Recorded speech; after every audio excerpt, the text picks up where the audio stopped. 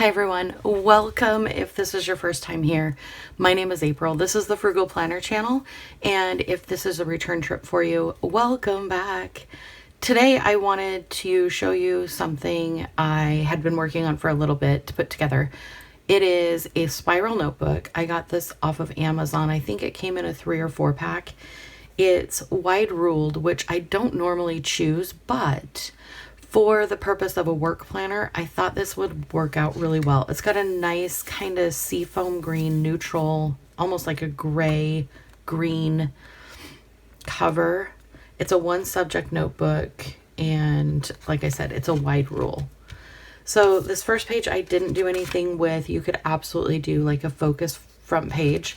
I really specifically set up this planner to be productive and minimalist, kind of as much minimalism as I can put in a planner. I used one pen.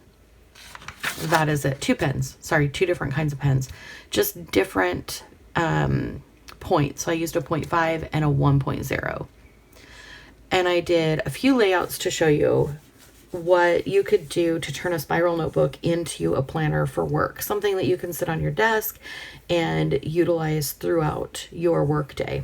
The only thing I didn't include in this is a monthly calendar, which if you want me to do one of those, I'm happy to. Just leave a note in the comments.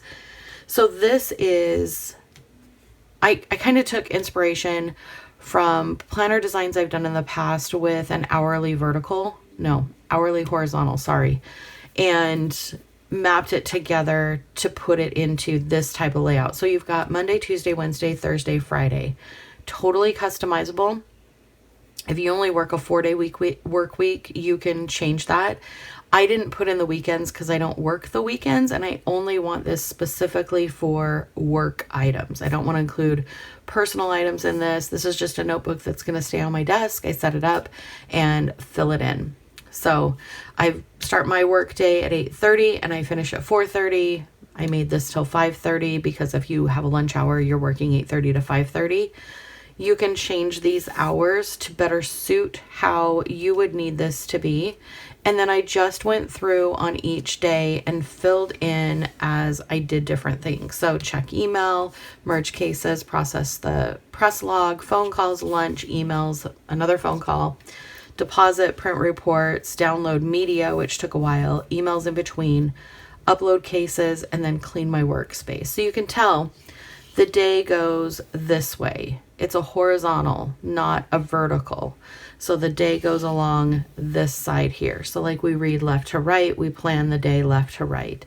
This column was really small. It was the same size as this column, so I just used it for other items. And what I chose to use it for was uploads that I was sending off to the attorneys. So I was able to keep track of them there. And I just did that for every single work day. And you can see, there, it worked out really well. I like the look of this. It feels really clean. It feels really organized. And it's just a really simple, quick layout to set up because you're just drawing 3 of these columns. They can be as wide as you want. And then you're writing the days here and then the times across the top. Let me know what you think of this one. And then we go into more of a horizontal. And these 2 columns here, again, are for my uploads for the attorneys. And then I've got Monday, Tuesday, Wednesday, Thursday, and Friday. Friday is a vacation day for me, so nothing's going to go in there. And then projects that I was assigned for the week. And I like having that in this column here. So again, all I did was do my emails, and then I blocked out some time, the mail, the merge, citations, different things that I do on a daily basis. And then just filled it in. It's almost like a time block without having hours to mark off the actual time. Whereas this last one, we did have 1.5-hour blocks that we were filling in. So same idea, just blocking it out without an actual time. This also looks really clean and very minimal, easy to look at, easy to find things. Then we move into a classic horizontal layout where we have the day of the week down the side here, and then across is everything that would be accomplished in that day. So on the far left side, I did my checklist for every day. And then I did things that I needed to research or projects or things that I wanted to get done. I just outlined them, didn't even use a ruler, and shadowed them so that I knew I needed to get these things. They were like top priority. And then I had a training and then training malware. So I had 2 trainings on Thursday to mark. And this layout for me is a lot of fun. I don't know if I would have had more going on. I probably would have used maybe this section here for additional checklists, but I didn't, so it was fine. And then we move over to the Alistair method, which it works for me. It is very, very simple. All you do is do your 5 days or 4 days that you work, label them Monday through Friday for me, and then the date at the top. And then I just went down and wrote all of the tasks that I knew I needed to do for the week. And then when I did them, I put a dot on the day that I did them. So I processed records requests every day of the week. Same with emails, same with answering messages, but I only processed reports Tuesday, Wednesday, Thursday. Training for PPE was only on Friday, reviewed new policies on Friday, downloaded media, again, Tuesday, Wednesday, Thursday. That makes sense because that's when I processed reports. Press log was Monday and Friday. So you can see how it all comes together on this method. It's very clean. It's very concise. You can see really quickly what the day or what the week entailed. So this is a whole week on here.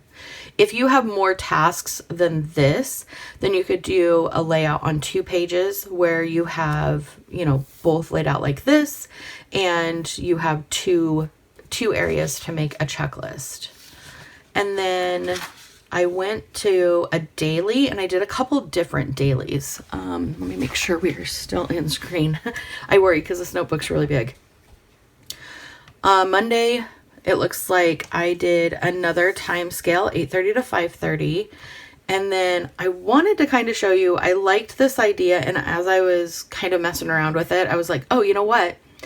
In a half an hour, I, check emails, run daily reports, and then I did exfunctions, but I was also doing other things. So while this was processing, I was at the counter, I was doing fingerprints, I had lunch in between.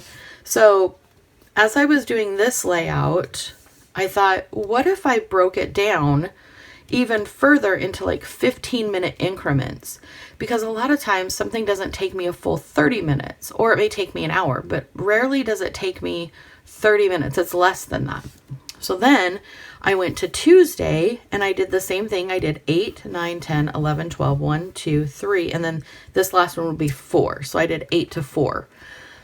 You can put yours, 9 to 5, 8 to 5, however that is. I did 8 to 4. So then I put up here 8 o'clock, 8:15, 8:30, 8:45.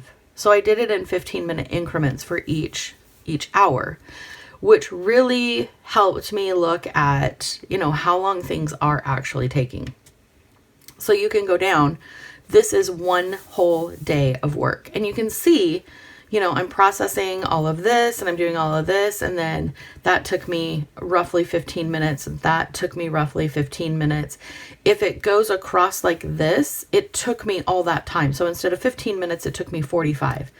This one, 45 minutes. So it is nice at a glance to look at that and be like, oh, okay, that was a block of time that took me a little bit. The other thing you could do if you wanted to add a highlighter to this process, you could do that as well. I could grab my mild liner and I could go in and I could box this area here to say that whole process took that much time. Like that was a long time. And then just go in with a different color and do this one as well because it also lasted. Whoops, I did one too many. That's okay. That is okay. So those 2 items were my big meeting items for the day. So you could also do that if you wanted to incorporate a highlighter in your planner, your notebook planner. And then the last setup that I did was, again, I went with hour blocks, and then I did what I wanted, like things I needed to check off, my top 3 for the day, and then topics that I needed to discuss with someone, whoever it was. This looks like it was my supervisor, change of hours. So that gives you a pretty good space to work with in the notebook for a daily. And then whatever else you could use this for, maybe notes or things I need to do tomorrow, things that I've got to forward. There's a lot of space on the notebook paper itself to fill up, but I really like having the different layouts to play with. And I would recommend doing that. Like if you are new to planning or you're new to spiral notebook planning, take a layout that you have loved in the past, mock it up in your spiral notebook, try it for a week, try it for a couple weeks, a month. If it's working, perfect, stick with it. If it's not, don't be afraid to try something new. Don't be afraid to put something down on the paper. It's a notebook. It's $1 notebook, right? Like we're not out a whole lot on this.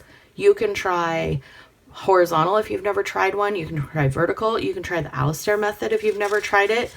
Sometimes I think I get in these ruts where I do the same setup every time. And then I'm like, oh, this just isn't working for me. I need to get out of my own head and try something different. And that's always when I go back to a spiral notebook. I always go back to the basics because I feel like I can figure out what is and isn't working for me. And I can be more productive with the time that I have. And all of these layouts, none of them took more than 10 minutes to set up. None of them took more than 10 minutes because you're just doing the basic outlines. So for the first layout, all I did was drew the lines, put in the time, and then put in the dates down the side. That is all I did to set it up. And then as I'm filling it in, that's how it all comes together. So that's on a daily basis. That's as I'm doing things, I'm putting it in there. But just the initial setup, really quick. Same with this one.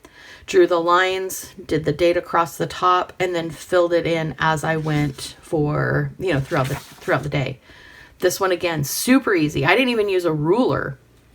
I just went through and did dash marks and then straight lines here. This maybe took me 5 minutes to set up. And then I just filled it in again as I went along through the day.